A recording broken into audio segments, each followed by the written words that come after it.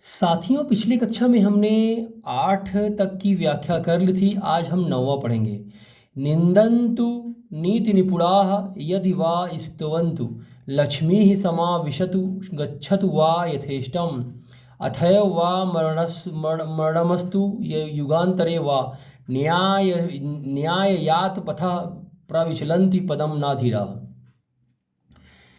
यानी इसकी व्याख्या ये होगी कि निंदन्तु नीति निपुणा, यानी जो नीति में निपुण है अर्थात विद्वान व्यक्ति, चाहे उसकी निंदा करे या प्रशंसा करे।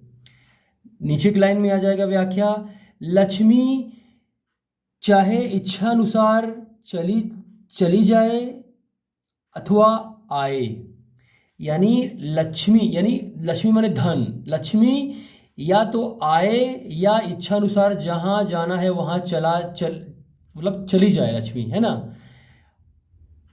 उसके बाद देखो, आज ही चाहे मृत्यु आ जाए या चाहे बाद में आए, है ना। मृत्यु चाहे आज ही आ जाए और चाहे बाद में आए। जो धैर्यवान व्यक्ति होता है वह न्याय के पथ से बिल्कुल भी विचलित नहीं होता।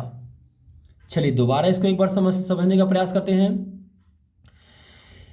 नीति से निपुण अर्थात विद्वान व्यक्ति चाहे निंदा करे या प्रशंसा करे।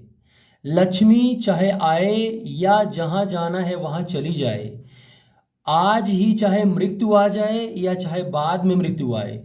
जो धैर्यवान व्यक्ति होता है या धीरशाली पुरुष होता है वह न्याय के पथ से कभी भी विचलित नहीं होता। ये इसकी व्याख्या होगी। चलिए नेक्स्ट पढ़ेंगे। अपठत यो अखिलाः विद्याः कलाः सर्वाः अशिक्षित, यानी यो अयम अखिल माने क्या होता है? अखिल यानी संपूर्ण। जिसने संपूर्ण विद्या को पढ़ लिया है, जिसने समस्त विद्या को पढ़ लिया है या संपूर्ण विद्या को पढ़ लिया है, जो समस्त कला में जो सभी कलाओं को सीख लिया है, जितनी भी कलाएं होती हैं सभी कलाओं को जिसने सीख लिया है, और जानने योग्य सभी बातों को जिसने जान लिया है, जानने योग्य समस्त बातों को जिसने जान लिया है, और वही मनुष्य जो है वह श्रेष्ठ है यानी अच्छा है। फिर एक बार देखेंगे। जिसने समस्त विद्या को पढ़ लिया है, जिसने सभी कलाओं को सीख लिया है, जानने योग्य सभी बातों को जिसने जान लिया है, वही मनुष्य श्रेष्ठ है यानी अच्छा है। चलिए नेक्स्ट देखेंगे। दृष्टपूतम न्यसेत पादम वस्त्रपूतम जलम पिबेत सत्यपूताम वदेत वाचम मनापूतम समाचरेत। इसकी व्याख्या बिल्कुल आसान है, देखेंगे। दृष्टपूतम न्यसेत पादम यानी अच्छी तरह देखकर जो व्यक्ति पैर रखे यानी चले, और वस्त्र में छान कर जल पिए, है ना। और सत्यपूता वदेत यानी जो भी बोले वह हमेशा सत्य बात बोले, यानी वाणी में सत्य का सिंचन करके बोले, और पवित्र मन से भली भांति व्यवहार करना चाहिए। मनुष्य को पवित्र मन से भली भांति व्यवहार करना चाहिए या अच्छी तरह व्यवहार करना चाहिए।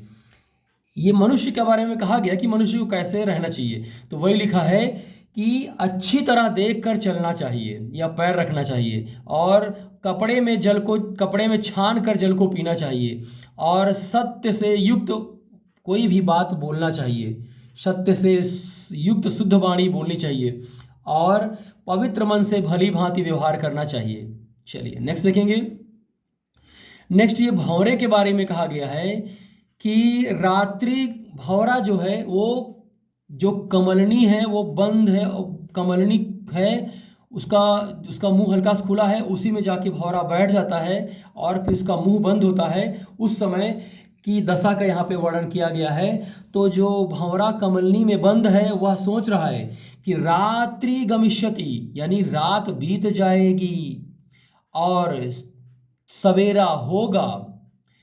आगे देखेंगे। भाष्वानुदेश्यति यानी क्या जाएगा इसका मीनिंग, यानी भाष्वा यानी क्या होता है, यानी सूर्य, यानी सूर्य का उदय होगा और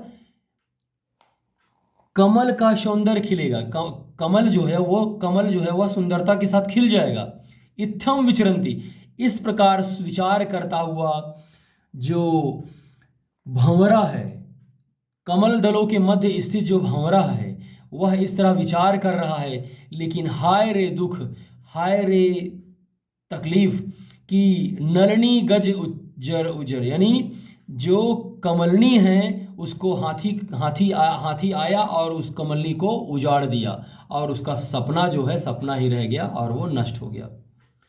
चलिए साथियों, यहाँ पे इसकी व्याख्या खत्म होती, फिर भी मैं एक बार दोबारा इसको रिपीट कर रहा हूँ कि रात बीतेगी और सुबह शुभ प्रभात होगा और सूर्य उदय होगा और जो कमल है वह सुंदरता से खिल जाएगा।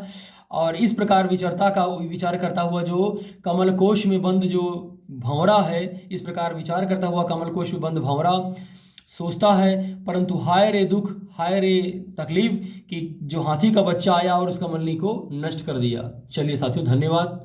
आप चैनल को सब्सक्राइब कीजिए, इस वीडियो को शेयर कीजिए और मुझे सपोर्ट कीजिए ताकि मैं ऐसे ही ज्ञानवर्धक वीडियो बनाता रहूं।